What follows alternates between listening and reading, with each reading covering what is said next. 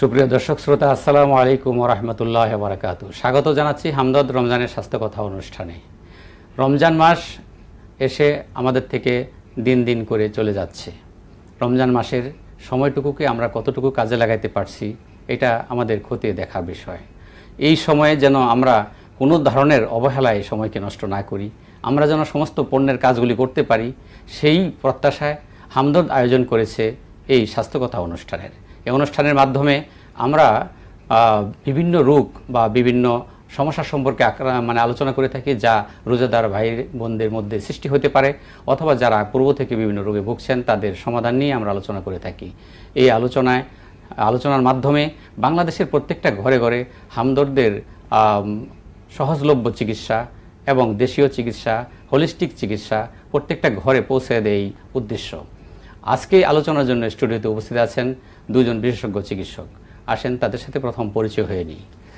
আমি পরিচয় করে দিচ্ছি। আমার সামনে আছেন ডান দিকে ডাক্তার নজরুল ইসলাম সায়েম, সহকারী অধ্যাপক, ইউনানি ডিভিশন, হামদর্দ বিশ্ববিদ্যালয়, এবং আমার সামনে বাম দিকে আছেন doctor Nazma Khandakar, senior medical consultant, Hamdard medical Mirpur. আপনাদের দুজনকে আলোচনায় অংশগ্রহণ করার জন্য স্বাগত জানাচ্ছি। আজকে আমরা আলোচনা করব একটি বিষয় নিয়ে, যে বিষয়ে এই পণ্যময় রমজান মাসে অনেকে ইবাদত করতে যেখানে হিমশিম খায়, বাধাগ্রস্ত হয়। রোজা রাখা ছাড়াও আমরা জানি রোজার মাসে অনেকগুলি ইবাদত আছে। এই মাসে একটা নফল ইবাদত করা অন্য মাসের ফরজের সমতুল্য। সেই হিসাবে কেউ যেন কোনো এর থেকে ছুটতে না পারে, সেজন্য আজকে আমরা আলোচনা করব রিউমাটয়েড আর্থ্রাইটিস বা রিউমেটিজম, গাউট ইত্যাদি ব্যথা, জয়েন্ট পেন, এই ইত্যাদি সম্পর্কে। এ সম্পর্কে আমি সর্বপ্রথম আলোচনার জন্য আমন্ত্রণ জানাচ্ছি ডাক্তার নজরুল ইসলাম সায়েম সাহেব। ধন্যবাদ আপনাকে। তো রমজানে কতগুলো আমল আছে, বিশেষ করে তারাবি নামাজ, 5 ওয়াক্ত নামাজ যেগুলো, সেই ক্ষেত্রে দেখা যাচ্ছে অনেকেই পেইনের জন্য নামাজ পড়তে পারে না, 20 ওয়াক্ত নামাজ পড়তে, বিশেষ করে যারা সাধারণত বয়স 60+ যাদের হয়, তাদের দেখা যাচ্ছে নামাজ পড়তে অনেকেরই কষ্ট হয়। কারণ হচ্ছে বয়সের কারণে ওদের ডিজেনারেটিভ চেঞ্জ হয়, যেটাকে আমরা মেডিকেলের ভাষায় বলি অস্টিও আর্থ্রাইটিস। আবার দেখা যাচ্ছে কারো কারো অটো ইমিউনো ডিজিজ, যেমন রিউমাটয়েড আর্থ্রাইটিস দেখা দিচ্ছে, কারো কারো দেখা যাচ্ছে গাউটি আর্থ্রাইটিস দেখা দিচ্ছে, অর্থাৎ ইউরিক অ্যাসিড বেড়ে গিয়ে যে গাউটের মতো সিমটম দেখা দিচ্ছে। সবগুলোতে জয়েন্ট পেইন হয়, আর বয়সের সাথে সাথে এগুলোর প্রকোপ বাড়তে থাকে। তো সেক্ষেত্রে যারা বয়স 60+ তাদের ক্ষেত্রে এই সমস্যাটা বাংলাদেশের মানুষের ক্ষেত্রে বিভিন্ন জায়গায় কমন। আর রোজা রাখলে আমরা এর আগেও বলেছিলাম যে রোজায় সাধারণত এই জয়েন্টের যখন এক্সারসাইজগুলো করে, তো নামাজগুলো পড়ে, তখন দেখা যাচ্ছে জয়েন্টের ফ্লেক্সিবিলিটি বাড়ে, মাসেলগুলোর কোঅর্ডিনেশন বাড়ে। তো সেক্ষেত্রে দেখা যাচ্ছে রোজা রাখলে এটা ভালো হয়। তো অনেকে আছে প্রচণ্ড পেইনের জন্য নামাজ পড়তে পারে না, তো সেই ক্ষেত্রে তাকে কিছু পেইন কিলার, যেগুলো সাধারণত দীর্ঘদিন ইউজ করলে, আমাদের কিছু হার্বাল মেডিসিন আছে যেগুলো সাধারণত ইউজ করলে ক্ষতি হয় না, মানে লং টার্ম ইফেক্টেও কোনো সমস্যা নাই, যেগুলো অন্যান্য ওষুধগুলোর ক্ষেত্রে 7 দিন 15 দিন 1 মাসের বেশি ব্যবহার করা যায় না। সেক্ষেত্রে আমাদের হার্বাল ট্রিটমেন্টের যে ওষুধগুলো আছে, হামদর্দের যে ওষুধগুলো আছে, সুরবিন, তারপরে দেখা যাচ্ছে আসলে আমরা মেডিসিনের একটু পরে বলবো। আমরা এখন আপনার কাছ থেকে জানতে চাচ্ছিলাম যে এই রিউমাটয়েড আর্থ্রাইটিসের যে কমপ্লিকেশনগুলি, এই কমপ্লিকেশনগুলি কি ধরনের হতে পারে, যে এটার দ্বারা মানুষের কতটুকু খারাপ পরিস্থিতি চলে যেতে পারে? আচ্ছা, মেইনলি যেটা সমস্যা হচ্ছে যে পেইন ব্যথার ওষুধ খেয়ে ব্যথা কমাচ্ছে, কিন্তু একটা লং টার্ম কনসিকুয়েন্স থেকে যাচ্ছে। এরপরে দেখা যাচ্ছে জয়েন্টগুলো ফিক্সড হয়ে যাচ্ছে, জয়েন্ট মুভ করতে পারতেছে না, রোগী দেখা যাচ্ছে ব্যান্ড হয়ে কিছু করতে পারে না। তারপরে এটা যে এখন যে রিসেন্টলি এটার জন্য চিকিৎসাও আছে, যে পুরো আর্থ্রোপ্লাস্টি আছে, তারপর দেখা যাচ্ছে পুরো জয়েন্ট রিপ্লেসমেন্ট থেরাপি আসছে, তো সেগুলো ইউজ করতে পারে। বাট এছাড়াও দেখা যাচ্ছে যেটা হয় যে রোগীর ফিক্সড হয়ে জয়েন্টে ফিক্সডেই বেশি সমস্যা দেখা দেয়। সেক্ষেত্রে আমাদের কিছু ওষুধ আছে যেগুলো সাধারণত ইউজ করলে আপনি এখান থেকে অনেকটা মুক্তি পেয়ে যাবেন। ধন্যবাদ আপনাকে। ডাক্তার নাজমা খন্দকার, আপনি আমাকে একটু বলবেন যে আসলে এই জয়েন্ট পেন বিভিন্ন রকমের, উনি যেটা বললেন রিউমাটয়েড আর্থ্রাইটিস আছে, বা আপনার এই বিষয়ে যারা সাধারণত গাউটে ভুগে থাকেন, হ্যাঁ, তাদের নামাজ রোজা বা অন্যান্য করতে অসুবিধা হয়, এই ব্যাপারে আপনার তাদের ফ্যাক্টরগুলি কি মনে করেন? আসলে যাদের হচ্ছে, আবার যাদের হচ্ছে না, তারা কিভাবে তারা এর থেকে বাঁচতে পারে এগুলি হওয়ার থেকে?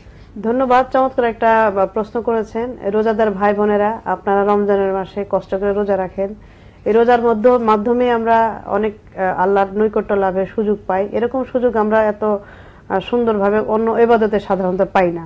তো রোজাদার এই রোজার মধ্যে সবাই যারা সুস্থ থাকেন, যারা অসুস্থ, সবাই কিন্তু রোজা রাখতে ভালোবাসেন এবং চান।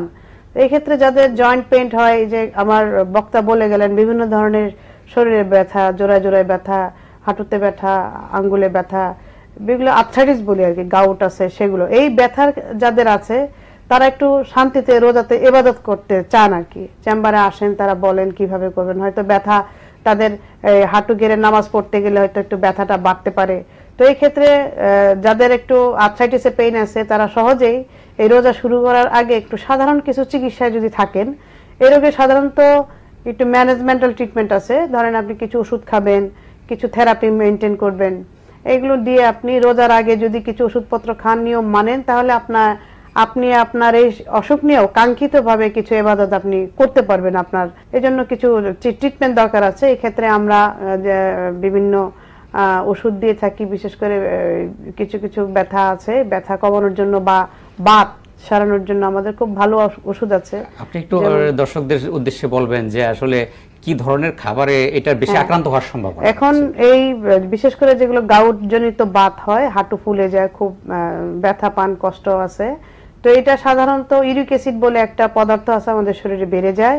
এটা আপনারা এখন থেকেই একটু মানে যেটা দরকার, বিশেষভাবে দরকার, যেগুলো খাবার খেলে সাধারণত ইউরিক অ্যাসিড বাড়ে, সেই খাবারগুলো কম খাবেন। যেমন বিভিন্ন ধরনের ডাল, বিশেষ করে মুসুর, খেসারি, বুট, এই ডালগুলো কম খেতে হবে। তারপর লাল মাংস, গরু, খাসি, মহিষ, এই মাংসগুলো একটু কম খেতে হবে। তারপরে যেগুলোতে একটু বিচি বেশি সবজিতে থাকে, যেমন বেগুন, এগুলো একটু কম খেতে হবে।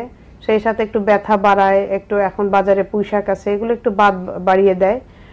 এগুলো সাধারণত কম খেলে, আগে থেকে একটু যদি কম খান, বা যারা ব্যথা, যাদের এই রোগটা আছে, ইফতারের সময় ভাজা যেগুলো মানে ডালের তৈরি বিভিন্ন খাবারগুলো, বেসন ডাল, এগুলো তৈরি খাবারগুলো যদি একটু কম খান আপনারা, তাহলে অতি সহজেই এই খাদ্য কন্ট্রোল করেই আপনারা কিন্তু বাতটা কমায় নিতে পারেন, আগে থেকে কন্ট্রোল করা যায় এবং খুব ভালোভাবে রোজাটা পালন করতে পারেন। এই ক্ষেত্রে আবার কিছু খাবার আছে যেগুলো আপনার ইউরিক অ্যাসিড কমিয়ে দেয়। এর মধ্যে যেমন সবজির মধ্যে আছে মূলা, এটা একটু খেতে পারেন। তারপর হচ্ছে লাউ, শসা, এই জাতীয় সবজি। এবং ফলের মধ্যে যেটা খুব ভালো খেলে খুব দ্রুত কমে, সেটা হচ্ছে আপেল। তো এই আপেল খেলেও আপনারা ইউরিক অ্যাসিড আমাদের কমে যায়। এছাড়া এর সাথে সাথে যদি দ্রুত ইউরিক অ্যাসিডটা কমাতে চান, তাহলে খুব ভালো ওষুধ আছে আমাদের। যেমন আছে ট্যাবলেট, সুরবিন একটা ট্যাবলেট আছে, এটা খুব দ্রুত ন্যাচারাল ওয়েতে আপনার বডি থেকে ইউরিক অ্যাসিড বের করে দিবে। ট্যাবলেট আলিসা আছে, এটা আপনার ইউরিক অ্যাসিড বের করে দেবে। আমাদের সিরাপ সাফি আছে। তো এগুলো আপনি রমজানের প্রস্তুতির আগে বাত বেদনার জন্য যদি কিছুদিন এটা ট্রিটমেন্টে থাকেন বা ওষুধ সেবন করেন বা নিয়মগুলো মানেন, তা আমার মনে হয় রমজানে আপনার কাঙ্ক্ষিত যে ইবাদতগুলো আপনি জানামাজে বসেই আল্লাহর রহমতে করতে পারবেন বলে আমার বিশ্বাস। ধন্যবাদ ডাক্তার নাজমা খন্দকার। আসলে আপনার বক্তব্যে অনেক কিছু উঠে আসছে, যে আমরা যদি খাবারকে কন্ট্রোল করতে পারি এবং আমরা যদি কিছু জিনিস জেনে শুনে, আপনি খুব সুন্দর একটা কথা বলছেন, একটা ফল, এটা অনেকে হয়তো জানে না যে আপেল খেলেও আপনার এই গাউট বা এগুলির হাত থেকে রক্ষা পাওয়া যায়। এগুলির দ্বারা যদি আমরা আসলে মেনটেন করি, তাহলে আমরা অন্তত অনেকেই এর থেকে অনেকটা রক্ষা পাবেন এবং তারা ইবাদতগুলি করতে পারবেন। সুপ্রিয় দর্শক শ্রোতা, এতক্ষণ আমরা শুনছিলাম হামদত কর্তৃক আয়োজিত হামদত রমজানের স্বাস্থ্যকথা অনুষ্ঠান। সময় হলো বিজ্ঞাপন বিরতির। যাচ্ছি বিজ্ঞাপন বিরতিতে, আপনারা ততক্ষণ আমাদের সাথেই থাকুন।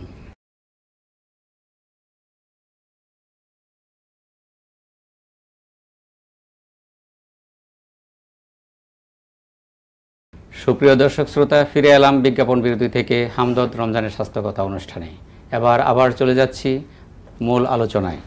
যে এবার আমি ডাক্তার নজরুল ইসলাম সাহেব, আপনার কাছ থেকে আমি একটু জানতে চাচ্ছি যে রিউমাটয়েড আর্থ্রাইটিস, গাউট, এগুলোর আমরা ডায়াগনোসিস ক্রাইটেরিয়া কি, আমরা কিভাবে বুঝবো যে এটা কোন ধরনের, মানে একই রকম জয়েন্ট পেন হলে অনেক কিছু, এখানে অস্টিও আর্থ্রাইটিস বলছেন, রিউমাটয়েড আর্থ্রাইটিস বলছেন, এটা আমরা কিভাবে আমরা এটাকে ডায়াগনোস করবো একটু? ধন্যবাদ। অস্টিও আর্থ্রাইটিসের জন্য যেটা করতে হয়, এটা একটু বলেছিলাম যে বয়স যাদের বেশি 60+ তাদের ক্ষেত্রে আমরা একটা এক্সরে করলে যে বোনগুলোর কোনো ডিজেনারেটিভ চেঞ্জ আছে কিনা সেটা আমরা বুঝতে পারবো। জি। তারপর দেখা যাচ্ছে রিউমাটয়েড আর্থ্রাইটিসের ক্ষেত্রে আমরা RA ফ্যাক্টর টেস্ট করি, RA রিউমাটয়েড আর্থ্রাইটিস ফ্যাক্টর, এটা টেস্ট করি। এটার সাথে সাথে আমরা NTCCP এটা টেস্ট করি, সেটা দিয়ে আমরা আলাদা করি যে এটা রিউমাটয়েড আর্থ্রাইটিস। গাউটি আর্থ্রাইটিস আমি ইউরিক অ্যাসিড করি, তো যে কথা ইম্পর্টেন্ট যে বলা দরকার সেটা হচ্ছে কিছু ফ্যাক্টর আছে যেগুলো সাধারণত এই ডিজিজগুলোকে ট্রিগারিং করে, মানে আরো বেশি করে প্রকোপটা বাড়ায়, যেমন ডায়াবেটিস, হাইপারটেনশন। তো সেই ক্ষেত্রে এই ডায়াবেটিসগুলোকে কন্ট্রোল করার জন্য আমরা সাধারণত র্যান্ডম ব্লাড সুগার বা ফাস্টিং ব্লাড সুগার এগুলো আমরা করে দেখি যে কি অবস্থা। এই আরএ, সিসি, অ্যান্টি-সিসিপি, দেন এক্স-রে, সেরাম, ইউরিক অ্যাসিড, এইগুলো করে আমরা সাধারণত ডিফারেন্সিয়েট করি যে আসলে রোগীর কোন সমস্যাটা হচ্ছে, এটা কি rheumatoid arthritis, osteoarthritis, gouty arthritis না অন্য কিছু।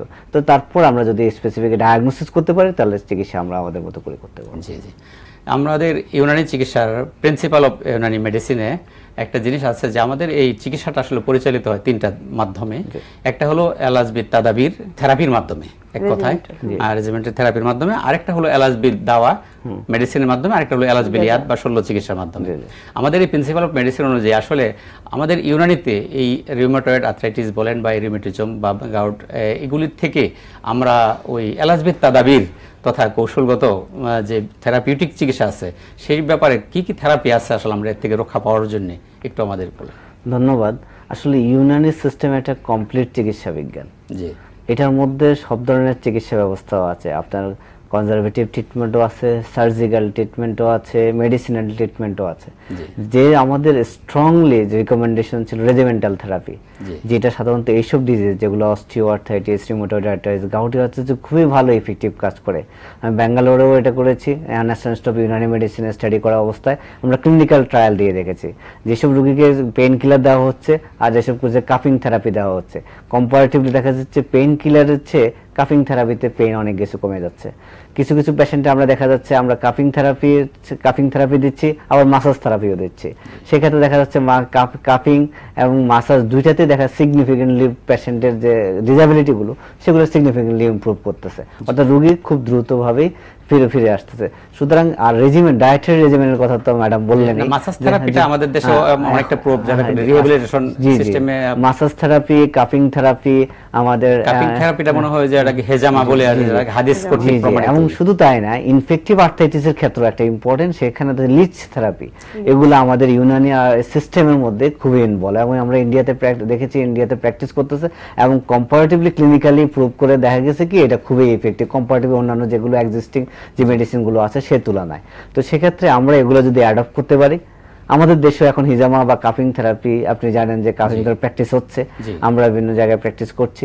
তো সেক্ষেত্রে এগুলো যদি আপনি আগে থেকে রমজানের আগে যদি কাফিং থেরাপিটা নিতে পারেন তাহলে দেখা যাচ্ছে আপনার এই পুরো রমজানে এই হবে। শুধু তাই না, আপনাকে একটু বলে রাখি, যারা এসেনশিয়াল হাইপারটেনশনে ভুগতেছেন, আমরা 3 বার, আমি নিজেও করেছিলাম, কাফিং যদি করা হয় বছরে 3 মাস 3 বার, তারা দেখা যায় 5 বছর পর্যন্ত কোনো সাধারণত অ্যান্টি হাইপারটেনসিভ কোনো ওষুধে খেতে হয় না। তো এগুলোর উপর ক্লিনিক্যাল ট্রায়াল আছে, রিসার্চ হচ্ছে, আশা করি ইউনানি সিস্টেম একটা কমপ্লিট সিস্টেম। সেক্ষেত্রে আমরা যদি এই ওদের, তারপর আবার সার্জিক্যাল ট্রিটমেন্টও আছে, আপনি জানেন জয়েন্ট পেনের ক্ষেত্রে জয়েন্ট যাদের স্টিফনেস হয়ে যাচ্ছে এবং কমপ্লিটলি যারা ফিক্সড হয়ে যাচ্ছে তাদের ক্ষেত্রে জয়েন্ট রিপ্লেসমেন্ট থেরাপিও আছে। তো সেক্ষেত্রে আপনার দেখা যাচ্ছে ইউনানি চিকিৎসা আপনার এই লং টার্ম ডিসএবিলিটি যেন না হয়, কমপ্লিট ডিসএবিলিটি যেন না হয়, পার্মানেন্ট ড্যামেজ যেন না হয় জয়েন্টগুলো, সেক্ষেত্রে আপনি দেখা যাচ্ছে আমাদের এই কাফিং থেরাপি, মাসাজ থেরাপি, আমাদের যে মেডিসিনগুলো আছে ম্যাডাম বললেন সেগুলো যদি আমরা নিয়মিত ব্যবহার করি, ডায়েটারি রেস্ট্রিকশন যদি আমরা এগুলো করে দিতে পারি এবং যদি ডাক্তারের পরামর্শ যদি আপনি নিয়মিত ওষুধগুলো খান, আমার মনে হচ্ছে রমজানে যে সবগুলো আমলই করতে পারবেন এবং রমজানে আমরা সুস্থ থাকবো। ধন্যবাদ আপনাকে। আমি একটু যাচ্ছি ডাক্তার নাজমা খন্দকার, আপনি বলবেন, উনি যে বিভিন্ন থেরাপিউটিক দিক ঘুরে ধরে তুললেন, আপনি একটু আমাদের মেডিসিনাল সাইড যেটা এলাজবিদ দাওয়া মেডিসিন, আমাদের কি কি মেডিসিন আছে হামদর্দের এবং ইউনানি সিস্টেমের যে মেডিসিনগুলির মাধ্যমে আসলে এরকম কঠিন রোগ থেকে আমরা রক্ষা পেতে পারি, সেটা খাওয়ার হোক আর ব্যবহারের হোক, এই ব্যাপারে একটু।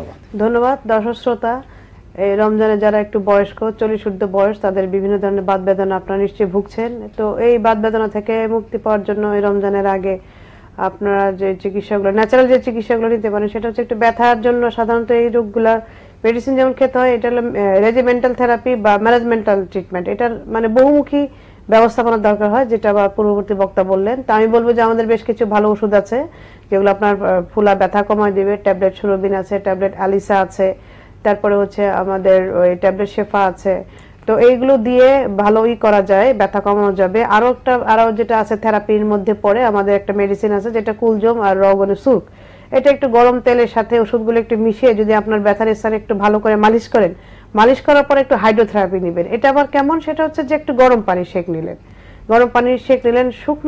শুকনা সেকটা আমরা বলি না, কারণ জয়েন্ট পেন গুলোতে সাধারণত দেখা যায় হাঁটুর অনেকগুলো যে রস থাকে সেগুলো শুকিয়ে যায়, তার উপর যদি আপনি শুকনা গরম সেকটা নেন আরো ক্ষতি হতে পারে। এই জন্য পানিতে ন্যাকড়া ভিজে সেইটা চাপ দিয়ে ধরে একটু থেরাপিটা নেবেন। তার আগে যে দুটো ওষুধের কথা বললাম এটা মালিশ করে নিতে পারেন।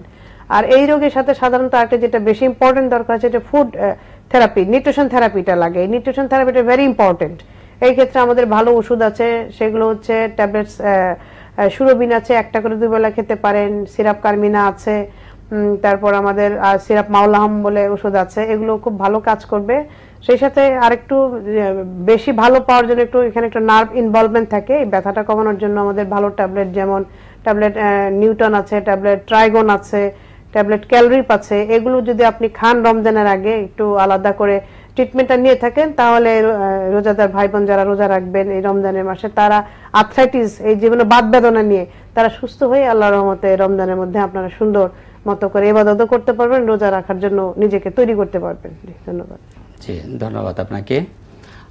আমি একটু ডাক্তার নজরুল ইসলাম সাহেব আপনার কাছ থেকে একটু ফিনিশিং জানতে চাচ্ছি যে আসলে এই ছাড়া আমরা যেহেতু আপনি বলছেন অটোইমিউন ডিজিজ, এর সাথে আপনার ইমিউনিটি গ্রো করার জন্য হামদর্দের কোনো ওষুধ আছে কিনা?